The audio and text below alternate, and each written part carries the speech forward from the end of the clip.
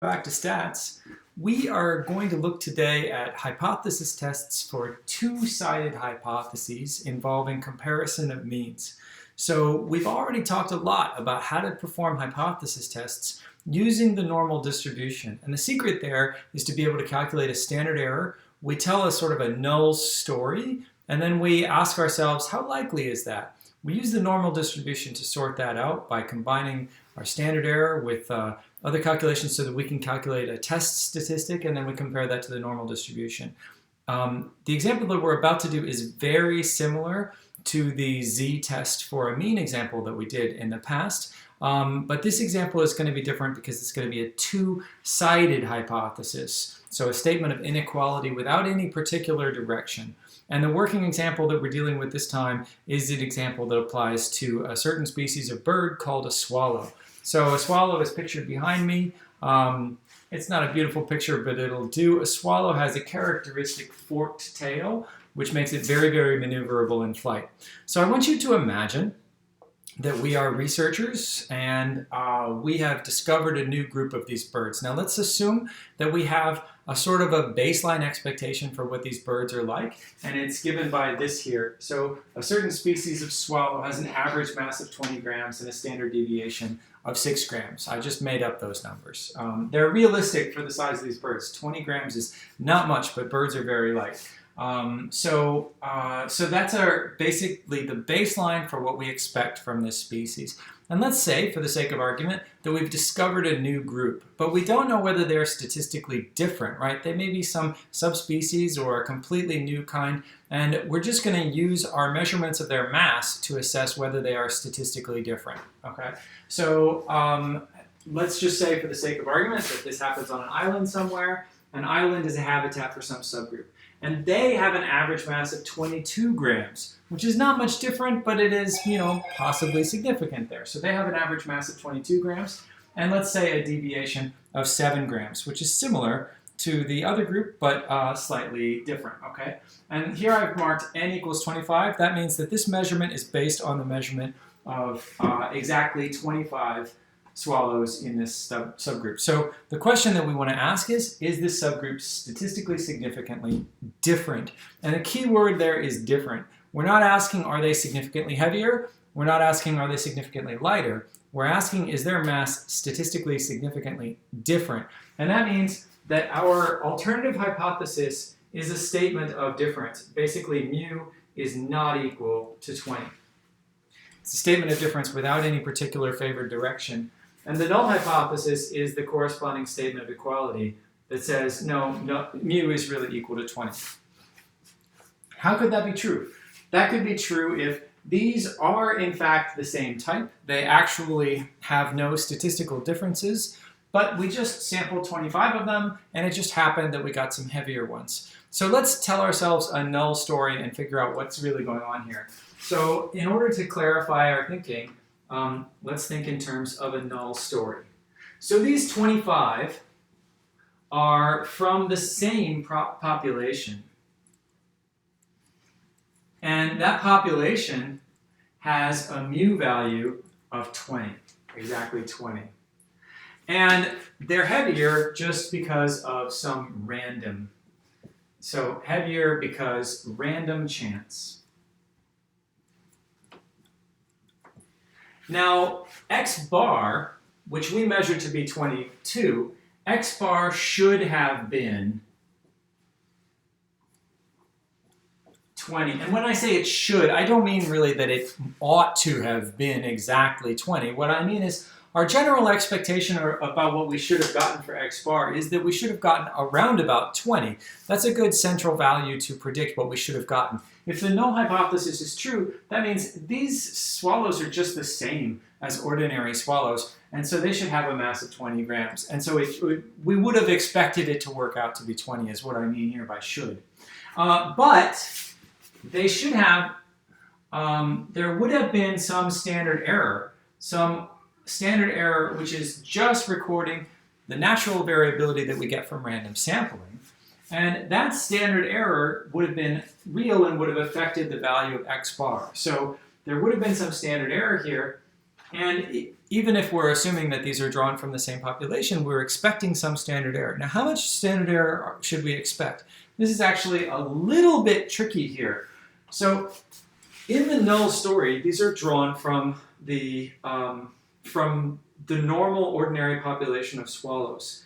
Now, the standard error is a standard error for a mean because we're talking about the average mass of these things. And so we'll use the formula for the mean, which is sigma over the square root of n.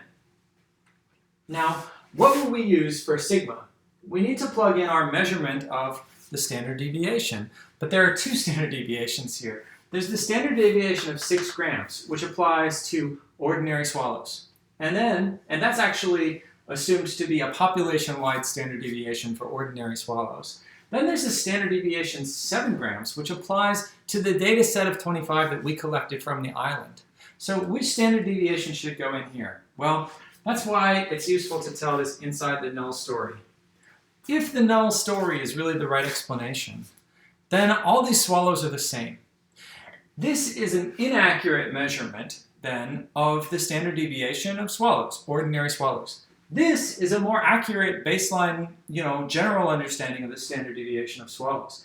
This is the right description for the true standard deviation of the population of swallows that we're dealing with if the null hypothesis is true. Because if the null hypothesis is true, then these swallows are just ordinary swallows, right? So there should be no difference. And this is, so our baseline standard deviation for ordinary swallows is really what we should use to predict how our measurement ought to vary if these swallows are indeed ordinary swallows. And so here we're going to plug in 6, not 7.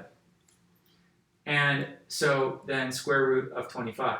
So here we get 6 over the square root of 25. The key idea here is if the null hypothesis really is the right explanation, then what we need is the closest thing we have to the measurement of the standard deviation of the mass of ordinary swallows. And the closest thing we have to that is this 6, which is our baseline standard deviation for ordinary swallows, not this 7, which is nothing more than a fairly inaccurate measurement of that 6. And so we get 6 over the square root of 25. The numbers are rigged to help me make this square root really easy. So that gives us 6 over 5, which is equal to 1.2. So we have a standard deviation of 1.2. What does this tell us? This tells us that in the null story, the x-bar that we got from measuring 25 swallows should have been about 20, but it would have been subject to a natural variability of about 1.2 units, one way or the other. Now what we see is that it's actually 2 whole units high, which is a bit even higher than to be expected if we just think about the standard error. Is 2 whole units compared to 1.2 units now, is that a big deal or not? That's the job of the hypothesis test to sort out whether that's a big deal, whether that's statistically significant. And in order to do that, we should ask, how many standard errors are we off from our anticipated value, right? This is our measured value from the experiment, 22. This is our anticipated value from the null story, 20. This is our anticipated variability. How does this 22 compare to this 20 in the context of this 1.2? And that's what we calculate as the z-score. So the z-score here, the z-score is going to be the measured value minus the anticipated value divided by the standard error. And that is this 22 minus 20 over 1.2, which is 2 over 1.2, which is 1.666, 1.6 repeating. So that gives us our z-score. What does that mean in real-world terms? It means we were high compared to what we should have expected. If these really were ordinary swallows, we would have expected to measure their average mass to be 20. We were high by 2 units, and 2 units is 1 2/3 standard deviations, right? So what this is really telling us is that this is 1 2/3 standard errors, I should say, higher than we should have anticipated. Is 1 2/3 standard error a big deal? We're still, it sounds like kind of a big deal, but we're still not quite sure yet, and we need to finish the hypothesis test to assess whether that's a big deal. It's the job of the hypothesis test to tell us whether that's a big deal. So what do I do with the z-score? Let's make sure we have the right names for this. So the z-score is this. I did it again. The z-score is the same thing as the test statistic in this example, and we get 1.666. Now, what do we do with this value? We have to say to ourselves, well, we were dealing with a normal distribution, right? We expect x bar, I didn't state it explicitly, but we should expect x bar is going to be normal with an expected value of 20 and a standard error of 1.2. So we're dealing with a normal distribution, and on that normal distribution, we've got a kind of a score of a 1.66. So in order to assess how strange that is, which is the right question for a hypothesis test, right? How strange is this? What are the chances of getting a score like this or more compelling? We need to use a normal CDF calculator. So let me remind you of the key question for the hypothesis test, and that's the question of the p-value. We got a result. The result was perhaps surprising. The key question is, if the null hypothesis were true under the null story, what are the chances of getting a result like we got, or even more compelling? That is, like we got, or even more evidence of the alternative hypothesis. So what we're going to do is we're going to identify a score like we got on the normal curve here, on the standard bell curve, and that means we have to identify this point here on the bell curve. And we're going to consider all the results that would have been like that or even more compelling in terms of like being in favor of the alternative hypothesis. Anything even stronger than 1.66 would have been more in favor of the conclusion that the swallows are different. And so we shall include everything in that right tail of the normal thing. Now, on the whiteboard here, we can't calculate it for us. So you have to use a normal CDF calculator, and there are a million of them, and the previous video shows you how to use them. Here, what we need, the key question is, if I cut this curve off here and measure the size of this area, how big is it? And the answer that I worked out before is it's about 0.048, I think. Let me check that. 0.048, yeah. So that's about the size of that tail there. And that's 4.8%, which is probably, you know, if you're used to these hypothesis tests by now, that's probably making you think, thumbs up, we're gonna reject the null hypothesis because it's underneath the 5%. But there's something else we need to consider. So the key question here is, what are the chances of getting an answer like 1.666 or even more in favor of the alternative hypothesis? Now, if we had gotten a z-score or a test statistic like negative 1.7, which might have happened if the mass of the swallows had worked out to be like 17 or 18, then we would have also counted that in favor of the alternative hypothesis. Why would we count that in favor? Because the alternative hypothesis is the statement of difference without any particular specificity about which difference we're looking for. So here, evidence that these swallows are 2 grams heavier than anticipated is equally strong compared to evidence that they're 2 grams lighter than anticipated. And that means that in all the cases that might have been as compelling as the one that we got, we've considered these out here. We should also consider as would have been equally compelling these out here. So we call this the right tail. And call this the left tail.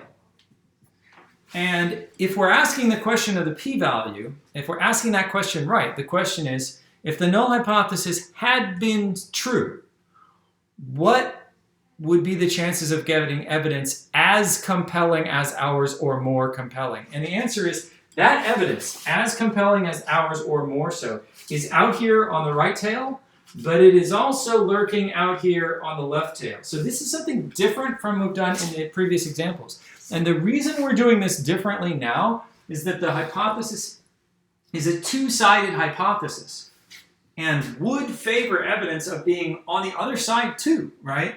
If it was 17, that would be evidence in favor of this hypothesis. If it's 23, that would be evidence in favor of the hypothesis, equally so. And so when we're hypothesizing what forms of evidence might have been like ours or more compelling, we have to count any evidence out here. We also have to consider, hypothetically, any evidence out here, which means the probability under the null story that we would have gotten evidence like ours or more compelling is not 0.048, but it's double that, because this one is also 0.048, and we have to combine them together to get 0.096, and that is our p-value. Now, I didn't literally have to compute each of them and add them up. Of course, the right tail and the left tail are going to be always the same on a symmetric graph, and so I didn't have to just calculate them both independently and add them up. I could have just doubled the right tail answer. But the key point here is that this would have constituted evidence equally as strong. This would have constituted evidence equally as strong. And so I need to combine them to get this, which is the p-value, which basically means I'm going to round that up. This is 9.6%. I'm going to round that up to 10%. Basically, it means if the null hypothesis is true, if these swallows are actually the same species as the ones known before, then there is about a 10% probability of getting results equally compelling to these. And that is either 2 grams or more high from the average, or 2 grams or less or more low from the average. There's about a 10% probability of getting evidence equally as compelling as that evidence. And that 10% is, unfortunately, not underneath the threshold of significance alpha equals 5%. And so our conclusion here from this p-value of about 10% is we fail to reject the null hypothesis. What does that mean in terms of birds? That means we have some weak evidence that these swallows on this island are different, but our evidence is not statistically significant, and it would be premature to conclude that this, from this data alone, that this is a group which is truly different in any way at all. So on the basis of their mass alone, I mean, of course, there are other pieces of evidence you might look for, but on the basis of their mass alone, it would be premature. We do not have statistically significant evidence that they are different from the baseline group that is already known. So that's how we resolve that hypothesis. If we had doubled this p-value, if this had been a much smaller value, and we had doubled it, and we had still gotten something less than alpha, then we could have said, yes, those are statistically significantly different. So that is a two-sided hypothesis test using the normal distribution and a Cdf calculator using this method of standard error. It's exactly the same as the z-test for the mean that we did in the past, except for this added wrinkle of you have to consider both sides. And the reason you have to consider both sides is that the alternative hypothesis is a two-sided hypothesis. Now, the reason for this, if you didn't get the joke, the reason for the example being the swallow is that these tests are tests of two-sided hypotheses, and because they involve both tails of the normal distribution, they are often called two-tailed tests, okay? So I'm trying to choose a bird with two tails. It doesn't really have two tails, but a forked tail. Trying to choose a bird with two tails to associate in your mind, you have to use both tails of the normal distribution when the hypothesis is two-sided. All right. Now, that allows us to perform this hypothesis test. Now, I want to add another complexity here, And we're going to do a related but slightly different hypothesis test for not only the two-tailed question, but also the two-tailed question as a combination of two different populations. So isn't that what we're doing already? Well, yes and no. We're taking the prior species of swallow to be completely understood. We're saying, let's just assume we know everything there is to know about those swallows. We exactly know their average mass, and we exactly know their standard deviation of their mass. What if we didn't have the luxury of knowing everything about some prior species, but we had to measure that too? Then the setup here would fundamentally change in a very subtle way. The information that we know about the new group on the island would be statistical information about that sample. But the information we know about the other group would also be regarded to be statistical information about a sample. And so this would change our dynamic in a subtle way, and it would mean that we wouldn't exactly be so sure after all about what the standard deviation would be. So let's consider what would happen if instead of one entirely known population compared with one sampled population, we actually have two different populations. Neither one of them is perfectly known, and both of them have to be sampled. So this is called a two-sample hypothesis test because we have to sample one situation and we have to sample another situation. So how should you think about this in your mind? Let's just imagine that, I don't want to change the setup here to some different test. Let's just imagine that we have two different populations of swallows. Maybe we have two different islands that they're on. We sample both populations, and now we don't have perfect information about either population, but we do have sampled information about each. So here we have two islands, okay? And this is the island of 20-gram swallows.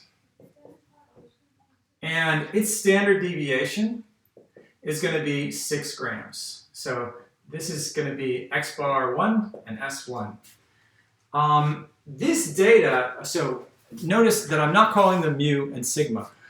I'm calling them x bar 1 and s because I'm trying to communicate that this is statistical information about a sample of those swallows. It's not perfect information about the entire population of the samples. And this is what distinguishes this upcoming example from the one that we just did. So if this is statistical information, then I also need to report some value of n. So let's take n to be 50. Now, over here, we have, so I should have an equals here.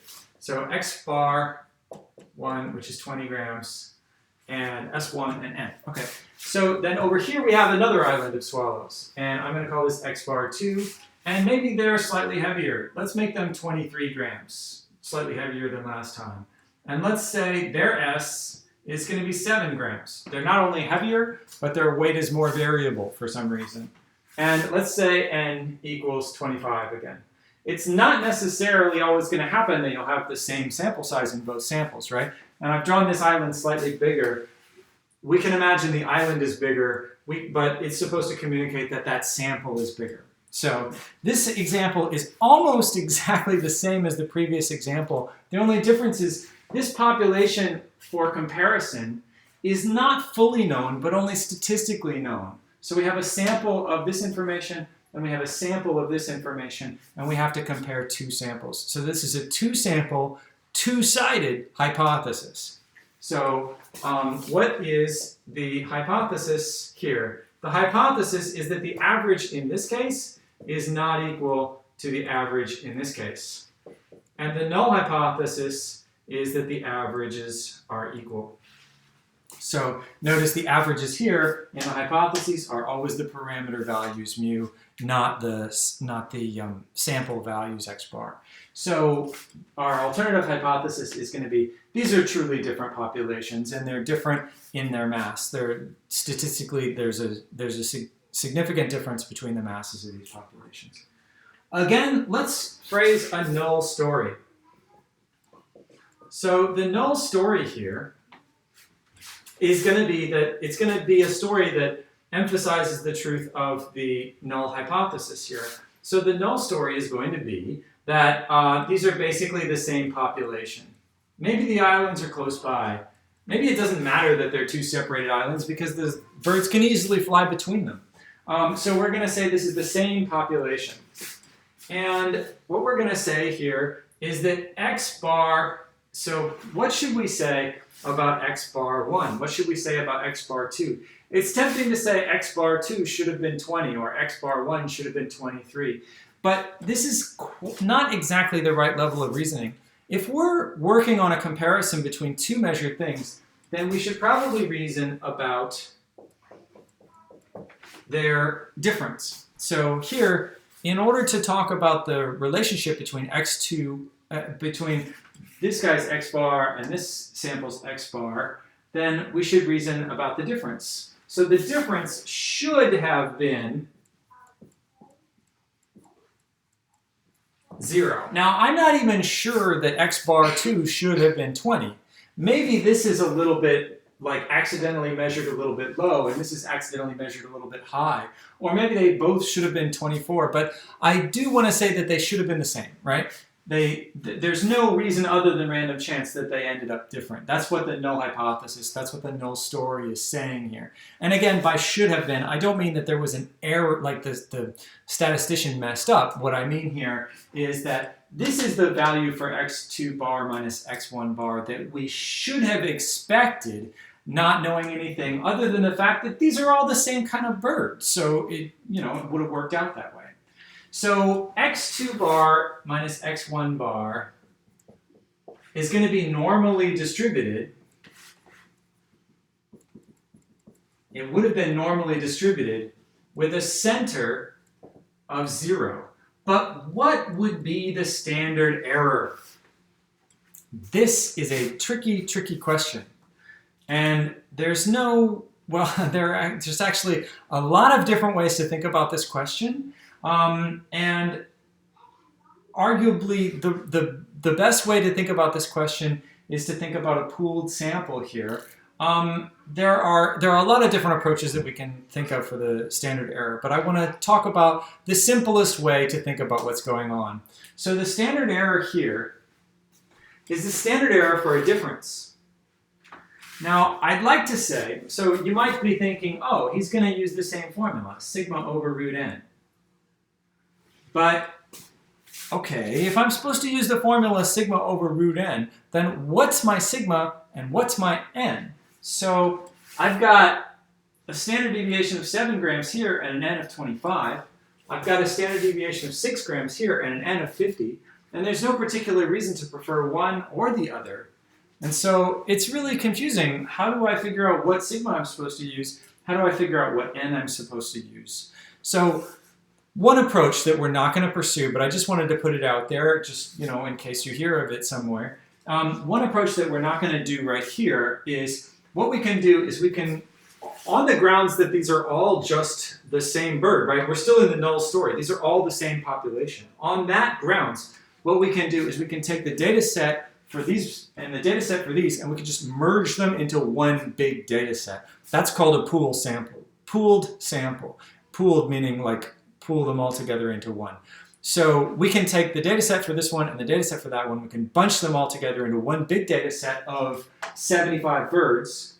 We can recalculate the standard deviation of that. We can use n equals 75 and we can put that in here. That's actually not a bad way to get started on this problem, but that's not going to be the approach that we take. We're not going to do that. We're going to do something much simpler.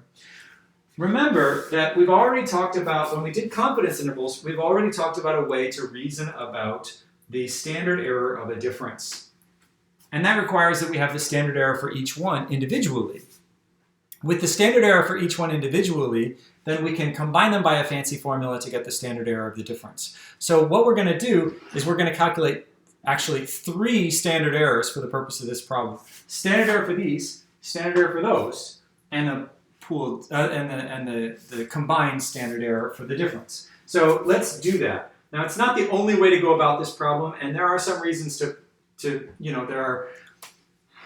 there are complications. But what we're going to do is we're going to calculate the standard error for the difference this way. So the standard error for the first population is going to be 6 over the square root of 50. And the standard error for the second population is going to be 7 over the square root of 25. And then let's calculate these in decimal. 6 over the square root of 50 is going to be about, it's going to be about 0.85. And 7 over the square root of 25 is going to be about 1.4. And then the standard error for the combination, so you can use a calculator or whatever system you need for that. So the standard error for the calculation is going to be the square root of 0.85 squared plus 1.4 squared. That will work out to be about 1.64. So this is the figure that we're going to use to describe the anticipated variability in the difference between these two things. So what the null story is really telling us is these are the same species of bird, but even though they are the same species of bird, we would have expected the difference between these two means to be 0, but we also would have expected some natural variability in the difference between these two means. And we're going to use 1.64 to describe the natural anticipated variability in the difference between these two means. That means that we have everything that we need in order to calculate a z-score. All we need to do is we need to calculate what measured value we got, compare it to 0, and divide it by the standard error that we anticipated. So let's go over here to calculate our z-score. So the measured value of the difference between the two means, I haven't actually come out and said it, but it's 3, right? 23 here and 20 here. So the measured is going to be 3 grams. Now, I'm not going to write 23 minus 20. I'm really thinking that the measured value is the measured value of the difference.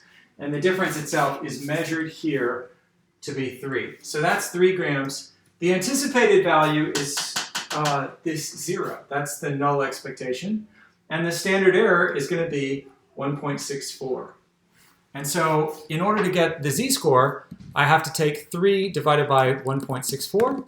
And that's going to be about 1.83. So the z-score is 1.83. And that's a pretty respectable z-score. Let's see what we can do with it. Now, how do we resolve this hypothesis test? This hypothesis test is still a two-sided hypothesis, right? Not only two-sample, but a different layer of complexity, a two-sided hypothesis test. So because this is a two-sided hypothesis test, we need to ask the question of the p-value very carefully. What is the probability of getting evidence this compelling or more so for a variable that's distributed normally? So what we have to do is we have to do the same thing we did earlier, but we need to use the correct z-score for this instance, which is 1.83. So I'm just going to shift this red thing over a little bit to indicate that I moved it a little bit closer to 2. And I'm going to do the same thing over here. And I'm going to say that is the value 1.83 right there. But I also need to consider any evidence that would be equally compelling on the other side. And the reason I'm including equally compelling evidence on the other side in this calculation of the p-value is I need to account for the fact that this is a two-sided hypothesis. So the next thing I need to do is I need to use a Cdf calculator to figure out what is the chance, what is the size of that tail out there, 1.83 and on up. So we'll get 1.83 into the Cdf calculator, and we get 0.033. So this thing is 0.033. The size of that tail is approximately 0.033.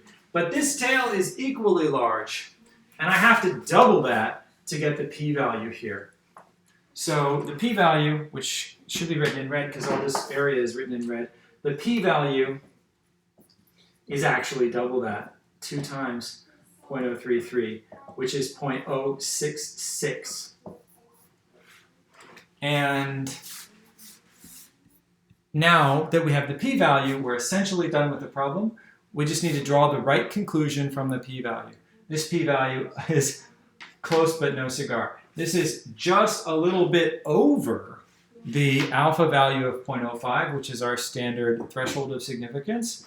And so this might be attributable to a coincidence here. In other words, this is plausible. It's not likely, but it's plausible that we would get data this compelling just coincidentally. The probability of that is 6.6%, which is not likely, but it's believable. It's not less likely than our threshold of significance, 0.05. And so the conclusion here that we're going to draw is not a statistically significant difference.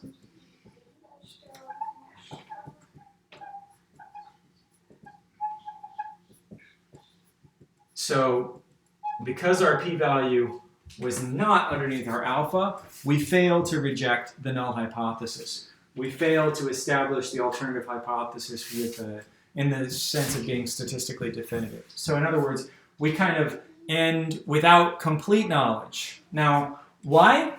I mean, if we look at the data here, we ended without complete knowledge because, well, n was pretty small in this case and not too big in this case. Our sample sizes were not very big. The populations show a lot of variability, and the difference between the averages that are actually measured was not too great. So our evidence was almost to the level of actually proving something, but not quite to the level of proving something. And so the right conclusion is we didn't actually prove that the populations are different. We shouldn't conclude from this that they are necessarily the same. We should conclude that we haven't proven that they are different, right? We haven't established that the null hypothesis is true. We've established that it maintains some credibility and it might be true. And so that's the right ending for this example.